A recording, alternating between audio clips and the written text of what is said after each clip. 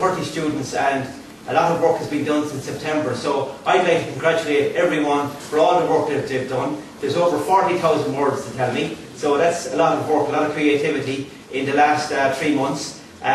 Each student that is going to read over, they're going to read over some of their work today. There's some great stories, and who knows, we might have a Maeve Binchy here, or maybe someone with the top other authors in Ireland. So look, it'd be great, maybe in a few years' time they could be coming down here launching their own book. So on behalf of the Town Council, I'd like to congratulate all for their work, great work done in the last 3 months, and to wish them all well in the future.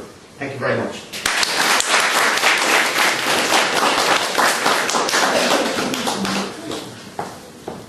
I'm going to switch this on because the kids are a bit shy. Okay, my name is Caroline Barry. I'm the writer that facilitated the group. And there's a couple of people who couldn't make it here today, particularly one person I want to single out who is a visionary as far as I'm concerned. Her name is Sinead O'Reilly. She's the arts officer here in Offaly, and she has constantly funded this creative writing project for about 4 years.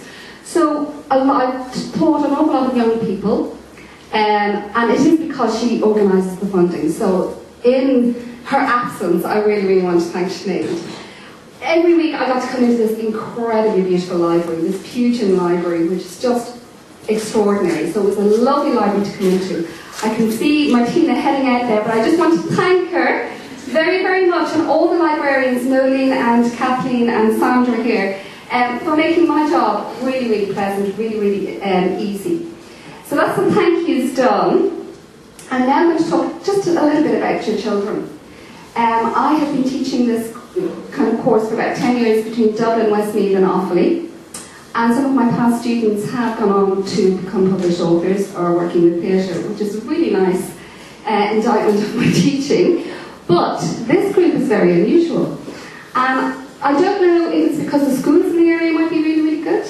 I don't know if it's because they come from pretty extraordinary families, but one of the problems I thought I might have when I was talking to Sinead and the head librarian Mary Stewart about running the course, I said, it's very short by comparison to what I normally do, and I'm worried they're not going to be able to get enough words out, because it takes a long time to access your creativity. It takes an awful long time to source your voice. It's usually about a year into the creative writing course that the artists begin to bloom. Not this course.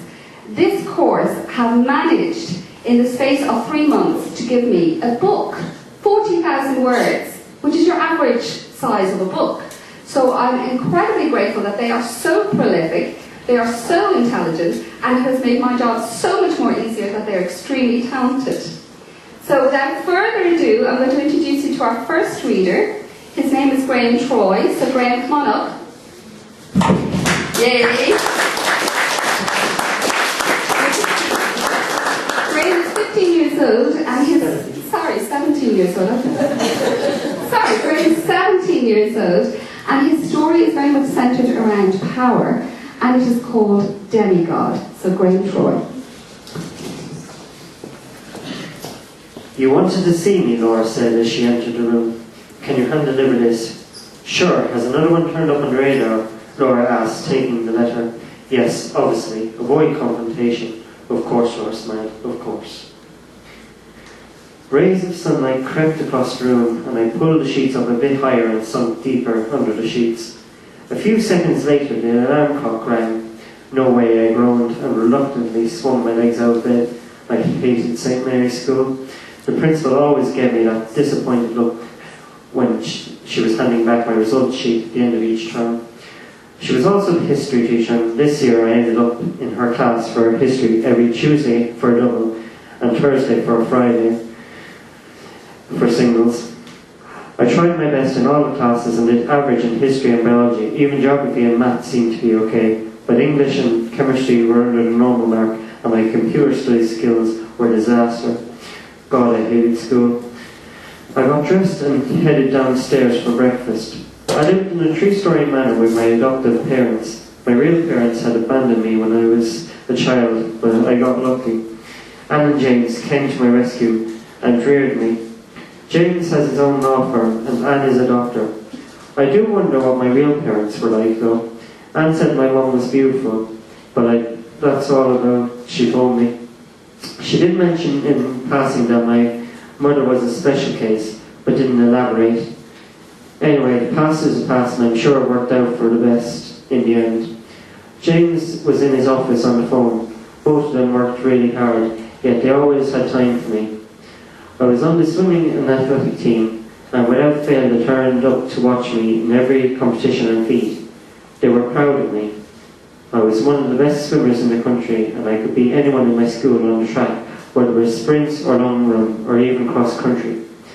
At least I was good at something, I thought, as I headed sleepily into the kitchen to make some breakfast. "Morning," Nan said, coming in and pouring herself a coffee. "Not on the night shift?" I asked her. "No, thank God, I hate sleeping during the day. Dinner's at 7, by the way. Make sure you're home on time. And will you please eat more than cereal for breakfast?" "Cereal's tasty," I said, shoving a spoonful of cornflakes into my mouth. Delicious. I have to go. Make yourself some toast at least." That's okay, girl. I'm just doing that. Well done.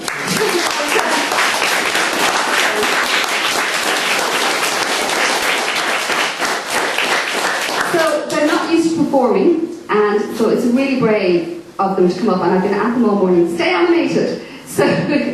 So well done, because I know it's difficult to get up in front of strangers to talk.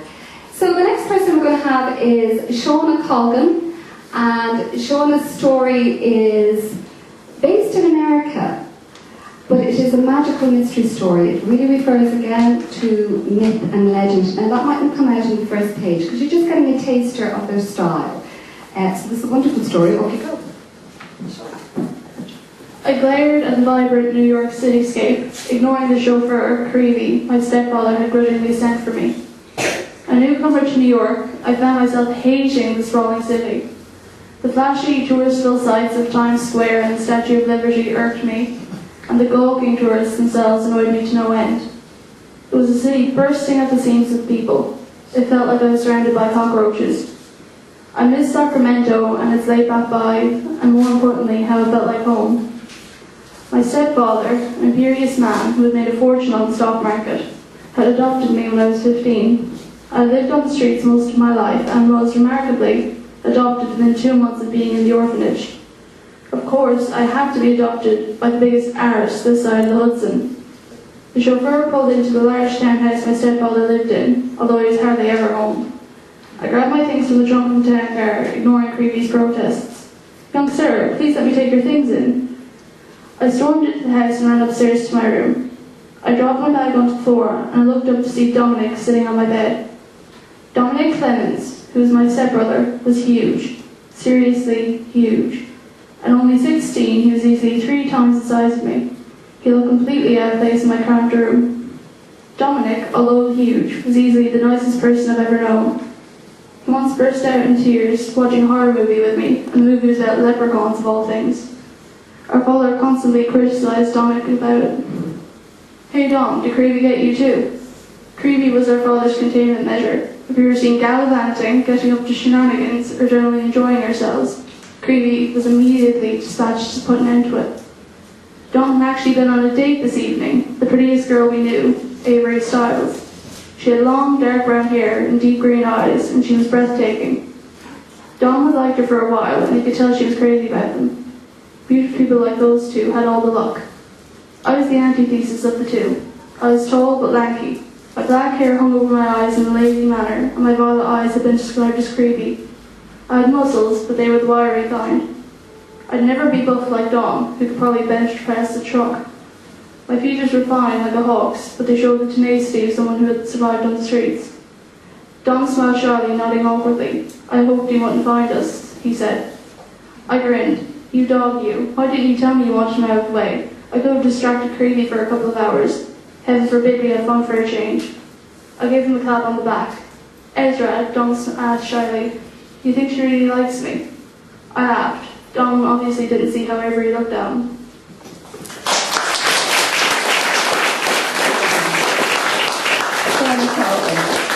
So you're getting a flavour of their styles.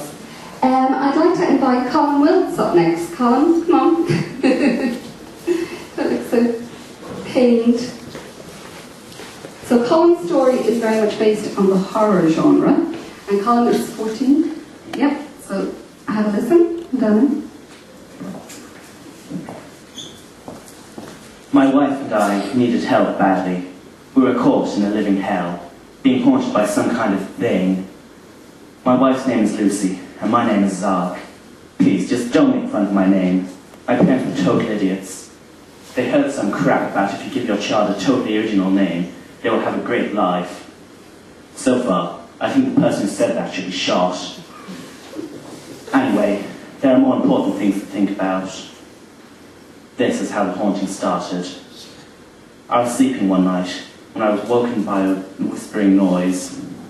Zark, Zark, it said in a raspy whisper. The voice alone was enough to send chills down my spine, but still, I looked up. I'd like to say it was the worst thing I ever saw, but believe me, this thing has great imagination. When I looked up, I saw a face jutting out of the ceiling. The face had the colours of the rainbow. They were swirling erratically. The colours glowed dimly. It had eyes, but each had a metal spike going straight through the pupil. Blood ran down these metal spikes and dripped onto the bed. It had a jagged gash instead of a nose, through which I could see the skull. It had no mouth, but a beak instead. I lay on my bed, looking up, too scared to move. Zark, it whispered again. As it opened its beak, I could see rows of sharp yellow teeth and pure darkness behind them. And that's when I screamed. Beside me, Lucy sat up with a jolt, startled. When she saw it, it disappeared. After many experiences like that one, my wife and I decided to call in a psychic. I just don't believe in these people, but we didn't know where else to go. Her name was Yanni Clark. I wonder if her parents had heard about the crap name myth. We were meant to be seeing her in a few days' time. I walked into the kitchen, where Lucy just made a call to Yanni about an hour ago. She turned to face me, and I saw black bags under her eyes from many sleepless nights. Our lives had become a mess since the haunting started. Not only Lucy and I, but the whole house was a mess as well. If she can't help, what will we do? Lucy asked, and I could hear a tremble in her voice. We will try other things, I said firmly. I was determined not to let this thing ruin our lives. We call them priests, parapsychologists, whatever it takes to beat this thing. I put my hand on her shoulder and stared into her hazel eyes, the exact same colour as my own. We can get through this, I said, trying to sound convincing. Lucy didn't buy it. Thanks for trying, she said, smiling sadly. If nothing can be done, should we take our own lives? She started crying as she said this. What? I said, shocked. No, don't talk like that.